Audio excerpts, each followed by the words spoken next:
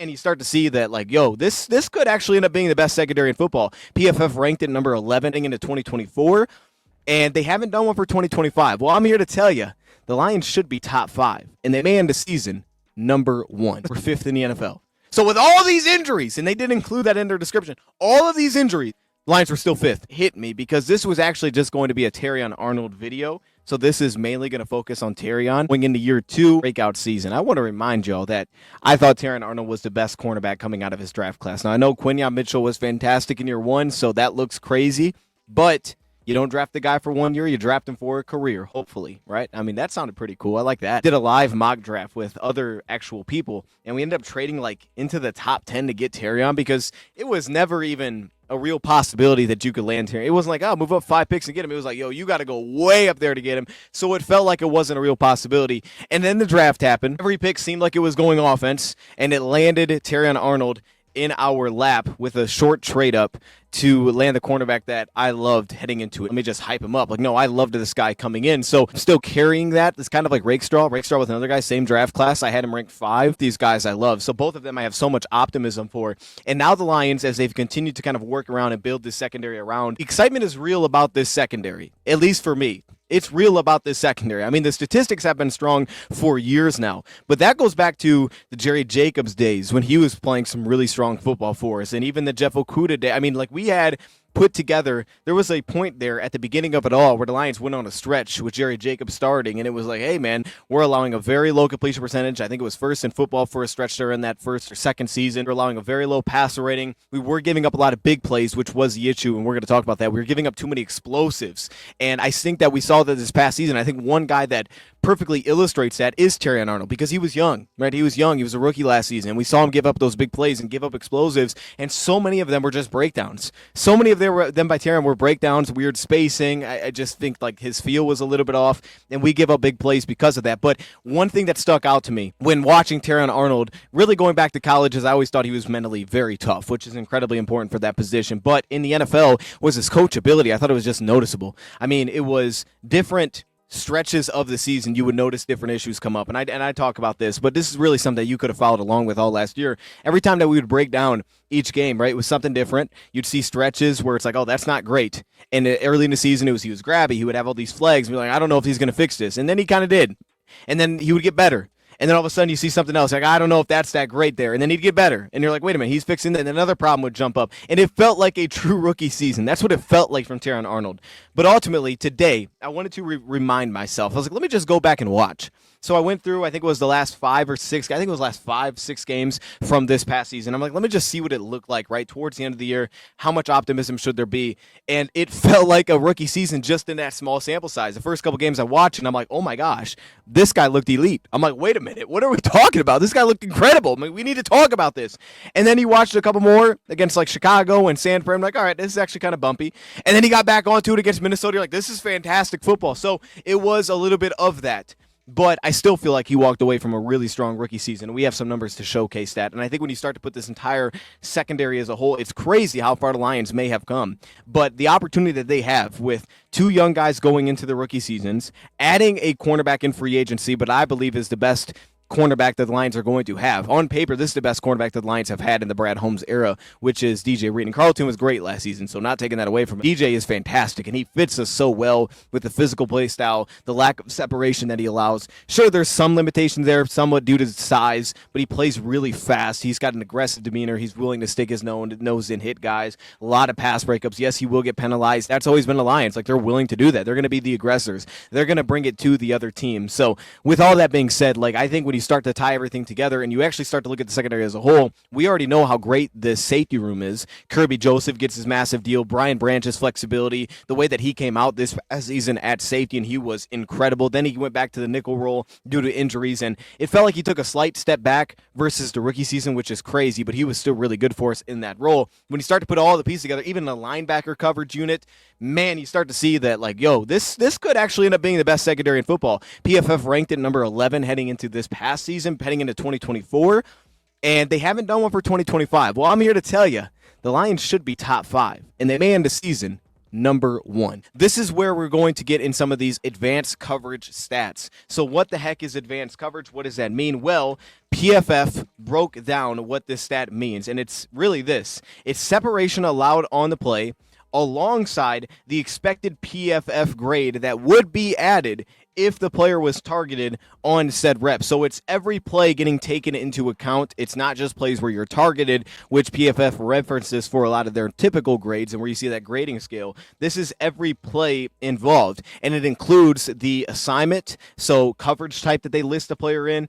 and the situation that's happening. And when you go through these coverage grades, and that's what these are on the screen right now, when you go through these grades and you start to look at them, I broke them into a few different categories over this past season. Now, of course, you're going to see DJ Reed pop up here, but that is from last year.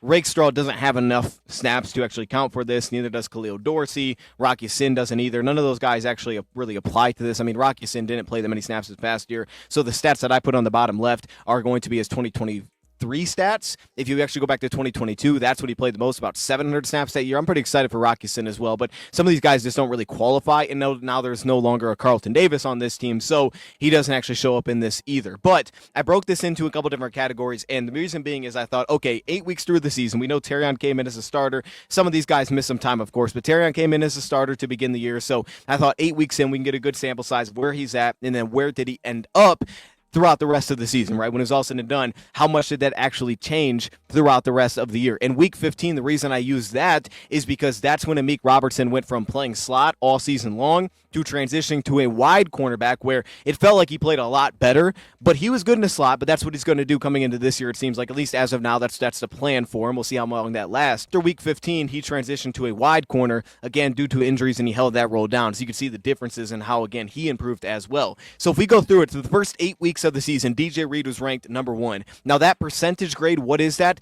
That's the percentile that cornerback falls into in terms of that advanced coverage grade. So 98.5% for DJ Reed. He was first in the NFL through 8 weeks, according to PFF. Through 8 weeks, he was first in their advanced coverage grade. And we know we've seen their cornerback rankings heading into this year. Just individually, he ranks 6th in the NFL. So they love him. Now, I'm just using this as kind of a benchmark, but we've already done a DJ Reed episode, so that's already out there. So if you just want to see simply film what I've seen, what I took away, why I'm excited about DJ Reed, that video was already up there. The good, the bad, all that stuff here. We'll focus more on Terrion for today's episode, but I just want to put some statistics to give some, just a way to kind of chart things out rather than just looking at, some of the targets and interceptions and things like that, because the Lions will play a different style. And I think this coverage stat, to be fair, I think it does represent the Lions the best in the sense that it actually plays to the Lions' strength. So I'll be fair on that. Like, this is a coverage grade that plays to the Lions' strength because we're talking about separation allowed in a lot of the sense here. And that's what the Lions, I think, thrive on because that's what their game is. Physical, a lot of man coverage, the highest rates in the league. I think last year ended up being Denver, but typically the Lions are one of the higher man coverage teams in football. So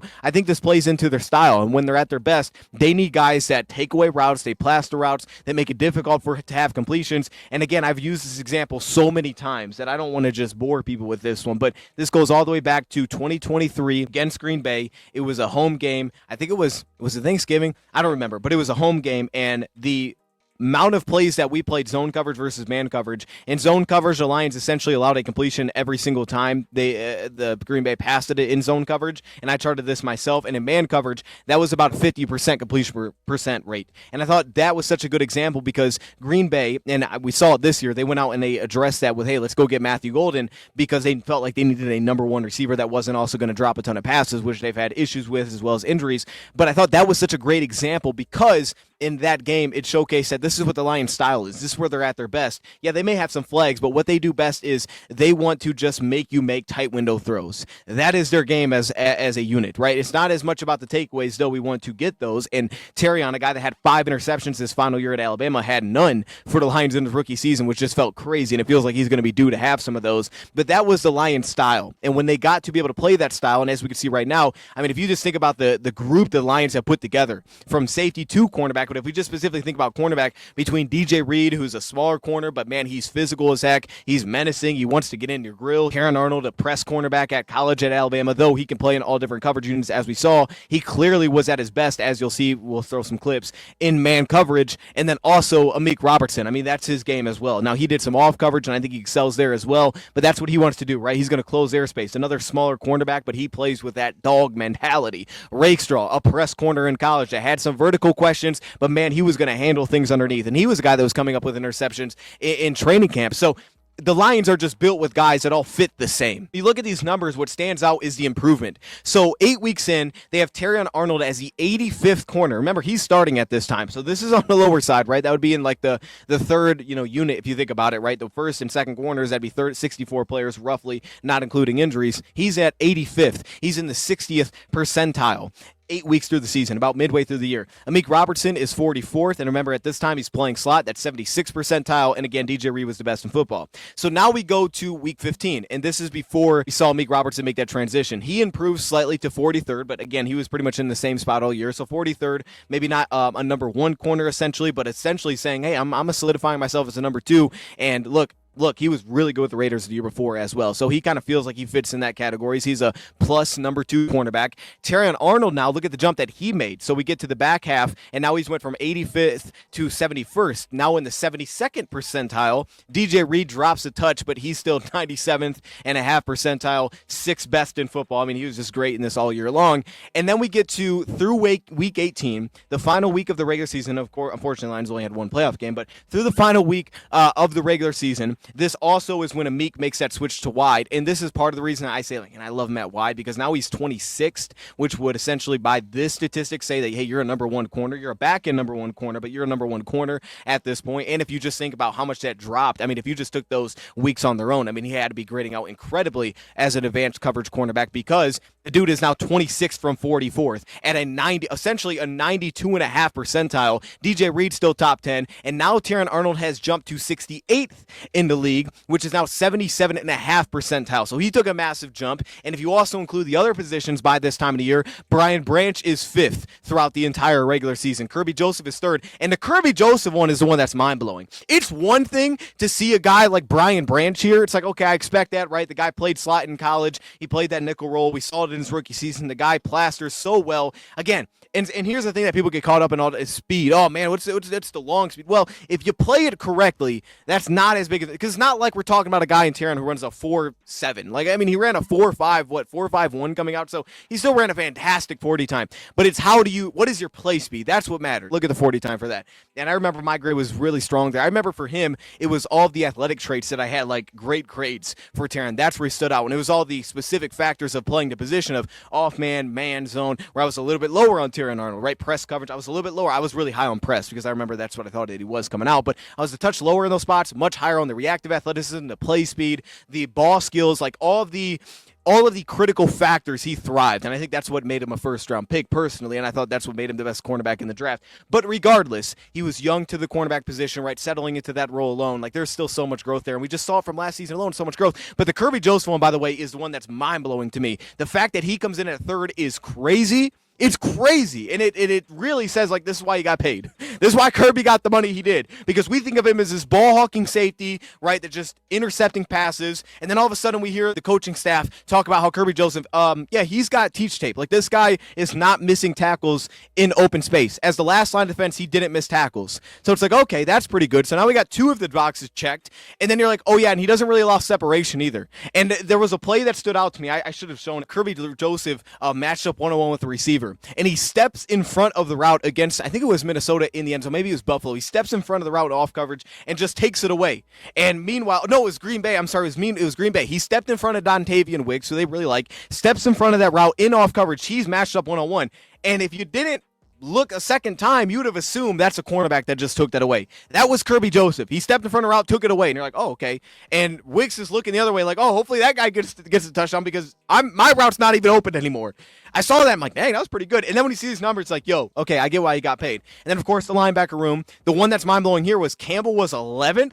11th, 91st percentile. That blew my mind. The Alex one is expected. All of the advanced stats say this guy's a fantastic coverage piece, and we know that. He's one of the best in football. He's so valuable to our team for that. But the Campbell one was like, okay, I didn't know it was that good, because Campbell, to me, still isn't great as a one-on-one piece unless it's more underneath things. You don't want him dealing with complex routes. That just is what it is. That's okay, but he's very good in zone. But then he ranks 11th. So, again, it does play by your assignments. So I still do feel like this isn't a guy that I want matched up one-on-one with a running back. Put him in the slot. He can deal with Kamara. Like, that's not, or like if you're thinking Alvin Kamara, for example, that's not what his role, that's not what I want him to be. But within his role, which, again, you use him more as kind of like a rat backer. You put him in zone, let him kind of lurk underneath. He was great. So the point is, as a whole, I mean, just by these numbers alone, you can make the case that it's like, well, look, if he continues on the path that he's on, this has a strong case to be the best, because DJ Reed is a top 10, top 5 cornerback, and then all of a sudden you have Terrion Arnold. Like, what if he really solidifies himself as a legitimate number 2? If he continues on this path, they would have a case, because they have the best safety tandem in football, and their linebacker room, especially if Alex is on the field, even if he's not, though, but especially if he is, that's one of the best. It's like, wait a minute, they actually might have one of the best coverage units just as a team. And by the way, I just want to throw the statistic out there that I found that I thought was intriguing, because we blitz a lot. We know this. Aiden Hutchinson went down against Dallas. Okay, Aiden Hutchinson didn't play a ton this past season. And while the Lions did grade out lower, according to PFF, much lower, I think bottom half of the league as a pass rushing unit once he went down, which is very understandable. Guys kind of, and the big one was Aleem too. I mean, once you knocked Aleem out as well, I mean, that changed everything, right? Because now you're not getting that inside presence. So you lost a lot there. They tried to address that this offseason. Roy Lopez, Tyleek, Davenport hopefully coming back. There was a lot of things the Lions lost. It wasn't just one play. They lost a lot. They lost like everything. But that being said, there was still this statistic, and this was a full season stat. If I looked at this correctly, it was a full season stat. Look at this for a second. NFL pressure rate leaders with 4 or fewer pass rushers in 2024. The Lions were 5th in the NFL.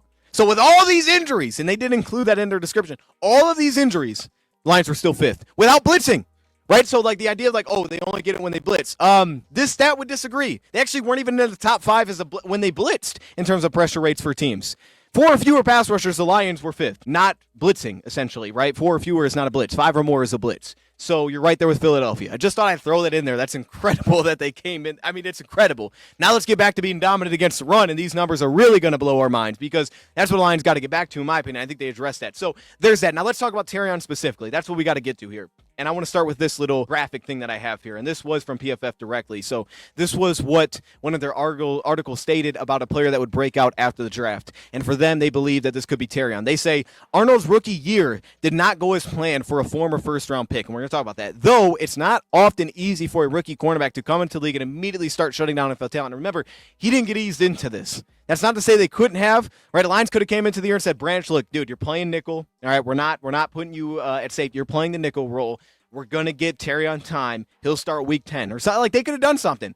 They were like, hey, Meek's playing out wide. Nope, this dude from week 1 is starting. And I got to believe that wasn't just given to him, that because they say that wasn't. So if we take their word for it, right, because they say these guys got to earn it, he had to be doing a lot of good things, but we didn't even see it in practice. Not just training camp, but we don't see in practice week to week. He had to earn keeping that role. And they still even say here that Arnold allowed just a 61.2% reception rate when targeted, a top 25 mark among 73 qualifying corners. For Arnold, the best is certainly yet to come, as his time at Alabama as a high-end coverage corner would suggest. So they loved him at Bama too. Now going back to this graphic real quick before we start to talk about him individually, I put the stats from the bottom left here. Terrion this past season allowed a sub 50% completion percentage in man coverage. Again, that's the nature of the coverage, right? So you would assume that's when he's in the area is what they're marking these by. This, again, according to PFF. 80% in zone coverage. 28th was his coverage rating according to Player Profiler. I don't know why I put PF. It's actually PP. I was like, when I wrote it, I was like, PF feels weird. It's Player Profiler, so it should have been PP there anyway.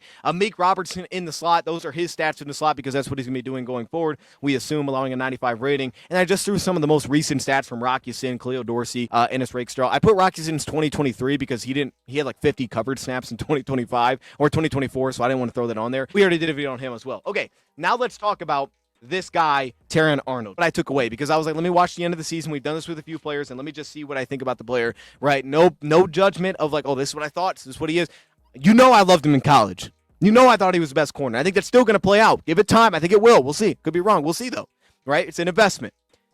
Let's talk about what I saw from Terrion Arnold just going through those final games. And, man, like I said, the first 2 games, I'm like, oh, this guy, like, what are we talking about? What are people saying about his rookie season? Like, anybody that believes his rookie season wasn't good, I mean, it looked amazing. And then I watched a couple more. I was like, okay, wait, no, there is some knocks here. It still looked very good, but there's some knocks here.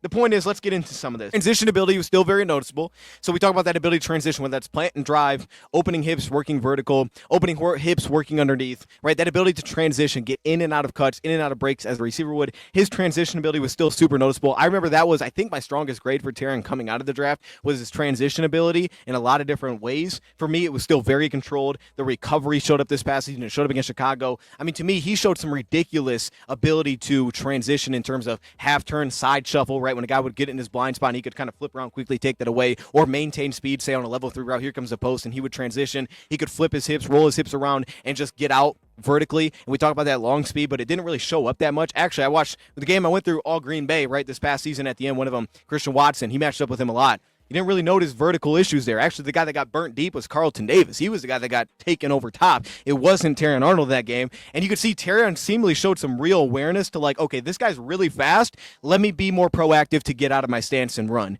In the sense of maybe that was predicting the route because like, oh, here's his route tree. That's what I can expect. But at least from the sense of like, okay, here's a deep post route. He's starting to change his pace. Let me just get out and go. I don't need to wait for him to break before I'm going to get into my turn and run stage, right? I'm not going to stay in this pedal much longer because he'll run past me if I get even with this player. So it was a very understandable thing that he did, and he worked out well, and he stayed over top, and you noticed that all game, right? So it's about play speed. Burst was incredibly noticeable, right? That short area twitch, the short area quickness, that did show up, and he did have that coming out as a very good short area burst. I think it showed up in level 1 routes. I think it showed up in recovery spots where he would get caught in like trail. He didn't look back for the football. He showed discipline there. He found a way to get reattached first, and you got to see that closing burst that he could put on display. His lateral quickness in the red zone was super noticeable. I remember this play last year against a tight end where he just, I think it was Buffalo or maybe it was Minnesota, where he just took it away just by pure lateral burst in the back of the end zone.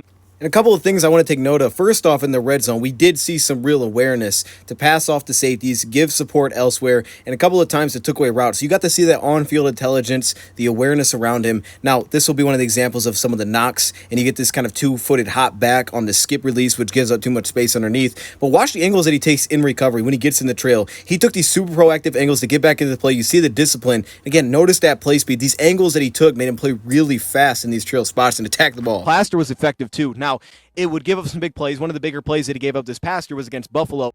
Little side note to this play. After giving this play up, Terrion actually switched out his cleats after allowing this big play. You can see he's got these bright green cleats on. He ended up switching them after this play. Where you're just going to see he gets a little bit over-declared, as we'll notice here. His shoulders get upfield, attacking vertically, and that's when he ends up getting flipped open. Kind of over-pursuing it. His shoulders get turned. He gets him flipped around, picks up a big play on a broken play where he's picking up the back in zone coverage. Here's one thing that I want to also point out statistically. There was an article that PFF did a year ago, and this is just a stats, article, so I wanted to read this. Since 2014, 87% of the teams that allowed explosive plays at a 16% rate or higher missed the playoffs.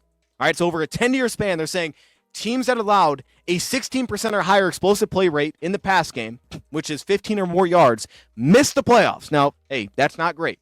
The Lions fell into this category in 2023 because they allowed a 16.2% explosive play rates. They also go on to suggest, and this is the point of the article, is like, hey, when teams do this, how aggressive are they in the draft to go get corner? And after that year, the Lions went Terrion Arnold and Rakestraw. The way I took it as, okay, let me look at Terrion, because what was noticeable is it wasn't that he was giving up a ton of receptions. Again, 61.2%, top 25 amongst corners this past year, and he was starting. He was targeted 98 times. He only allowed 60 receptions. It was how often did he allow very explosive plays? And through that sample size to the end of the year, every reception that he felt like he gave up was explosive. He just didn't give up a ton, but when he did, it was like, oh, big play, right? Some kind of breakdown. A lot of times it was miscommunication. A lot of times it was poor spacing on stacks. He'd rub into somebody else, and he was like, oh, there's a big play. On Drags, he handled it well. He worked through traffic pretty well. He showed some looseness there, right? He could deal with short motions pre-snap. He could work with fast motions through traffic, but he would get bumped off the line. He wouldn't really get his spacing correct, and that would lead to some big issues, or just true miscommunication, like I have him, you have him. No, nobody has him. There's a big play given up. But here's a stat to keep in mind. This past season, Terrion Arnold ended the season like this in terms of yards per reception. Week 15 on, 18.2, 20.5, 15.7, and 16 yards per reception allowed. That's how he finished it. That was his last 4 games. Nearly every game, at least, it was 16 or more yards per reception allowed. Now, he wasn't necessarily getting cooked in all of these games. I mean, some of them, were worse than others. Game against San Francisco, which was kind of a mess against Pearsall. Again, one of those just a true breakdown, right? Another one was kind of an awkward positioning technique-wise. The point is, though, when you think about that stat that I just shared about missing the playoffs, if you take it from an individual sense, Terrion's big issue was giving up explosives, but it does make sense from the sense that when the Lions were getting better as a coverage unit, their completion percentage dropped, they were taking football away, but what stayed really high was they were allowing a lot of explosives, which is why the Lions invested in this. So you have to find a way clearly as a back end to limit those. And as a rookie, Terrion, that was the big issue. That was the Achilles heel, right? Outside of the flags early, which he improved upon. By the end of the season, you're watching him like noticeably like, get my hands off. Let me get my hands off. Once it got into the route break, he would get his hands off. Now early, he could be kind of grabby out wide, and that was a problem, but he really wasn't getting flagged at that time. So when you think about that, I go then to DJ Reed. DJ Reed only had 3 games this past year where he allowed more than 14 yards per reception. Only 3 games on the season. I loved him when he was playing inside leverage, the way that he would protect his leverage, the patience that he was showcasing those spots. When receivers weren't aggressive off the line, when their single-step releases weren't aggressive, he was patient. He stayed balanced. If you watch Terrion, he does a great job of keeping his feet underneath him. He's very reactive in that sense. He's also very flexible. Knee flexion is noticeable. He can open up, get him recover from awkward positions as well. He would stay leveraged to the inside leverage, take those things away. Outside leverage, I thought he'd have a little bit more of issues, and he would kind of give that up with some of his footwork, but the inside was very good. He was very balanced at the line of scrimmage as well. His ability to drop and sink his weight, that's always noticeable. He's always had the bend and the flexibility to sink down like a receiver would as well, to snap those routes off. A vertical stem, he could really pace his routes. That way he could settle down a little bit better and match a receiver. Physical tackling. We're talking about coverage mainly here, but even just going through all of the coverage snaps that he had in this span, you can see the physicality as a tackler. He was a wrap-up tackler. He wasn't throwing himself at ankles. Like, he would try to really wrap up. Now, sometimes, like, okay, maybe if we go lower, we don't allow as much leakage, but he was a wrap-up tackler. He was physical. He'd throw his body into the mix. This guy did not shy away from any kind of contact. And even smaller receivers, when he would get himself in early positions that were good, he would throw off routes completely. He'd throw off timing. He would jam guys, and you're just like, yeah, this is disrupting everything here. And what I liked about his hands, they were very active at the line. They were very good timing, right? He wasn't throwing in bad positions. When he knew he was going to jam, he would jam. When he didn't, he was patient. He was patient to find opportunities to stick his hands out, but he wasn't lunging through that. He doesn't lunge off the release. He stays balanced in that sense. Where he gets too over-aggressive is that he'll take a hop step back, or it'll be too aggressive to just allow too much room underneath, reacting to that first step off the line. But in terms of lunging, looking for contact, that wasn't something that was noticeable at all. Actually, his timing was really strong. A twitchy pedal, he could play different release types at the line. You could see the mirror ability, just the footwork alone to mirror guys, the quickness underneath. Clearly, he was very comfortable, much more comfortable in press spots throughout this past year. And we had to see that early in the year. If y'all remember all the flags, it was like, what's going on? Well, off-man coverage, it wasn't comfy.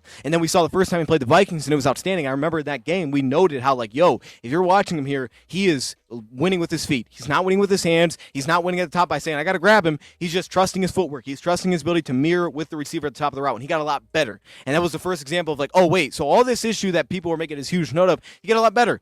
One thing that was so noticeable was coachability. It always felt like there was something he was working on. He always felt like he was improving something. If you noticed an issue later on, you felt like, oh, he's trying to fix that. Some else pop up, but then you're like, all right, he's trying to fix that. Didn't mean he was perfect, but he felt very coachable when you watched him. The off-man pedal control was noticeable in terms of the pacing there, the footwork that he had. We talked about the lateral quickness, the short area burst, the zone coverage, the way that he would read through his eyes. He had a very noticeable technique in the sense of like off-man where he would read eye balance of like read the receiver, here comes the break, now find the quarterback. And typically that makes sense. That's a good way to play it. However, you can see in the NFL where there's more nuances, right? And quarterbacks use their eyes a lot better, and they're holding routes, and they're making you jump. We saw the big play against Chicago, right? Bites on a double move. He's reading the receiver, sees the break, watches the quarterback, and he bites on the double move. And it wasn't even a great route ran. But you could see in spots like that, it's like normally this eye balance makes sense, but the nuances of the NFL, just seeing things that you haven't seen before by this kind of big-time receivers or quarterbacks using their eyes better, it gets them into trouble more often. So it's just things like that where it's like just truly experience. You can't help but think that just more experience is going to make him better here. Just seeing things that he's not used to at that spot at the college level, he's getting that sense, he's getting that taste year one. And that's something that you could always say is like, well, he's just going to be more experienced, so he's got to get better. That's not always true. But I think it's clearly noticeable with Terrion is like experience is going to matter a lot here. He would trust his eyes in zone to really read the quarterback, react to the movement of the quarterback. It's going to allow him to jump plays, close routes a lot quicker. I think he's going to come up with some interceptions. He had opportunities last year that he didn't. He did get his hands on the football a lot, and a lot of pass breakups. I loved his timing at the catch point. We always knew that he was an explosive leaper, but his timing was really noticeable. He'd play through the hands. This past season, I thought that clearly showed up as like, this guy's going to get pass breakups. That was clear. It was just like, we just want some interceptions. I think those are coming, but the game's got to slow down for it to happen, right? To get yourself in a position where you're playing a little faster. You saw it in off coverage. You saw it in half turn. He'd give up too much space. Off the line of scrimmage, you see him be a little bit over antsy, and he'd jump back, and he'd give too much space, and like, oh, that drag's open right away, or the slant's open right away. You'd see things like that, or he'd get his shoulders turned. He wasn't overly terrible with this, but he'd get his shoulder turned a little bit. He'd be a little bit overly antsy to declare. He'd get just a little bit too much there, and like, he's giving up a little bit of space now here. And he could recover, he'd play with lengths, and he'd get back into the play, but it's just too much airspace. In the NFL, those little mistakes cost you. He's going to get his turnovers. The game will just have to slow down for him. So I'm not really that worried about it. The looseness was on display. The bend, again, the vertical speed over top to quickly get over top, the ridiculous recovery that he could showcase, the short memory that was on full display. He could get beat up all game, and then at the end of the game, you throw it up one-on-one, and he's going to make a play because he just showed that short memory to keep fighting, plaster guys late on plays, find a way to keep working, toughness against the run. Those were a lot of the positives that I took away. Now, some of the negatives here, we hit on a few, but opening routes, giving up too much space early in some of those early transitions, flowing backwards, shoulders getting turned a little bit on broken plays, right? Maybe losing some of the discipline as the play can get a little bit broken. Also, on top of losing some of the discipline in that spot, when he would transition and press release, just getting a little bit outside in terms of his hands. We get outside, he kind of wrap around players. As rough as some of the moments were against Pearsall, there was still a lot of good. And you could see that ability to keep upward leverage, be able to dial down like a receiver does. Then off the press, you see that lateral burst, kind of the short step, dealing with the skip release there to stick with it. Watch the hips here to flip himself around on zone, turn and run, just close that airspace, close that window for a quarterback as the play begins to break down. Here on a spot like this, again, we're seeing that ability to sink, drop his weight, attack the football. Really he has the bend, especially when the anticipation is there. But look at here. Look how he keeps himself square off the release here so that he can recover with that fast retreating footwork, stays underneath himself with that footwork, and then he can just control routes at the line of scrimmage because of that. And again, we talk about these drags. Watch him weave through traffic. Look at the speed out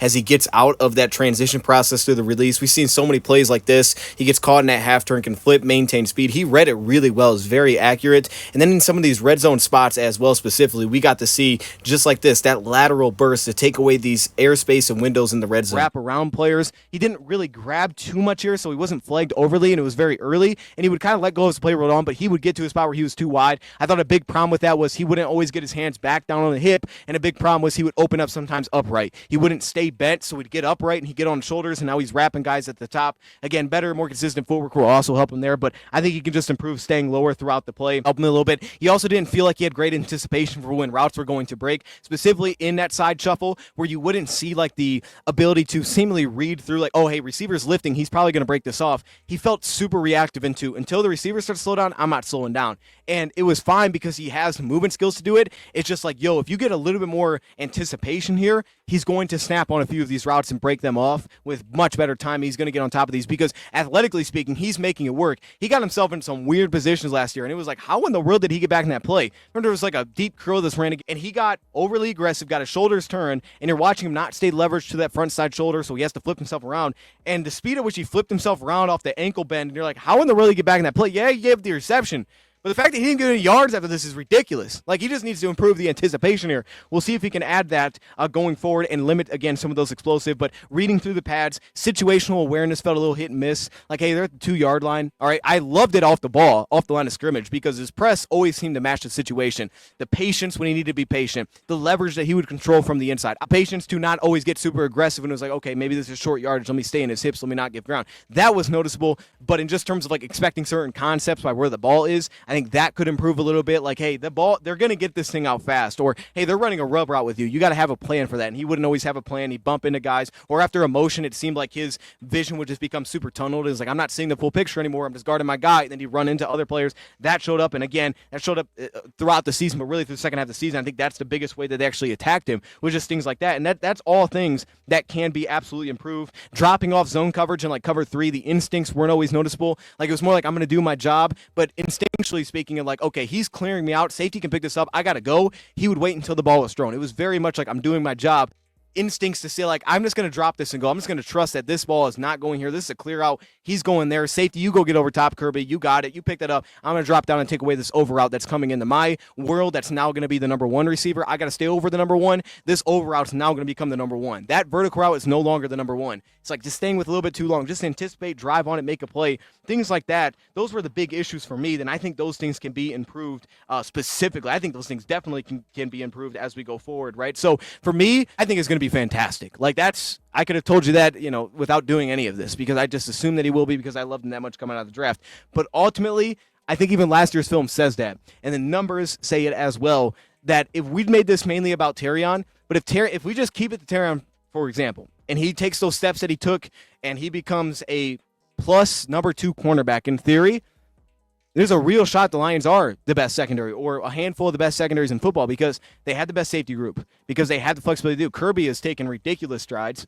If Rakestraw, Rock Ya-Sin, I think this is the deepest cornerback group we've had. The fact that Dorsey's on a 2-year deal, like the depth of this is insane to me this year. I think we have 6 legitimate cornerbacks that I'd feel good about all of them if they had to play. 6 of them. I think it's as deep as it's been by far. I love this defensive back room, and I do think there's a case that this could end up being the best secondary. I think it's on the table. That's not outlandish. That's not a bold, hot take. That's just in the realm of this is very realistic. This could easily be the best secondary in football. I think that's absolutely on the table.